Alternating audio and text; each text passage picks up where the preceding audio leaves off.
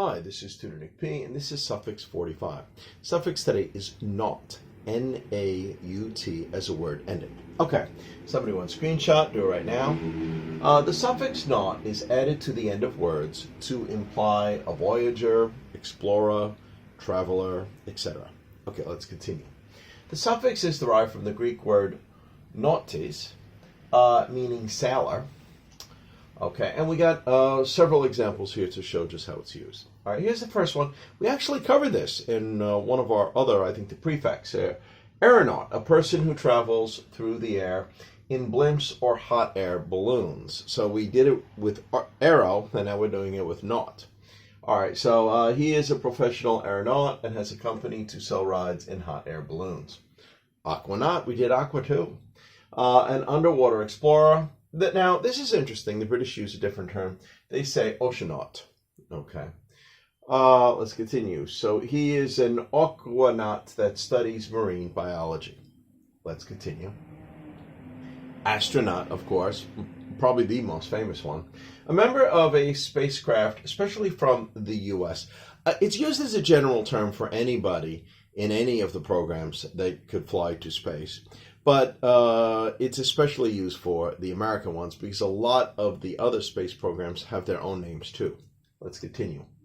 Neil Armstrong is the astronaut who said, "One small step for man, one giant leap for mankind," you know, supposedly when he first stepped on the moon. Let's continue.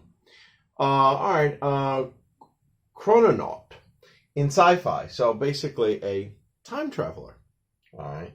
The main character in the story, the time traveler's wife, was a chrononaut. Yeah, pretty good movie too if you've never seen it. Okay, cosmonaut. So this is a Russian astronaut, a Russian or Soviet astronaut. So a lot of the different countries that have space programs have their own names for their own astronauts. Yuri Gagarin became the first cosmonaut to journey into space. Actually, he was the first astronaut, first man. That we know of. That's what we're told, that he's the first man that went to space. Let's continue. Juggernaut, a common word we sometimes come across. Juggernaut, a force or object thought of as unstoppable that destroys all in its path. So it's usually something very strong and powerful, and it crashes into and just breaks or destroys everything in its path. All right, let's continue. Juggernaut was a Marvel supervillain. He's a bad guy who often fought the X-Men, sometimes some other Marvel superheroes too. All right, one day countries around the world will have to deal with the juggernaut of worldwide debt. Okay, something like that could be called a juggernaut as well.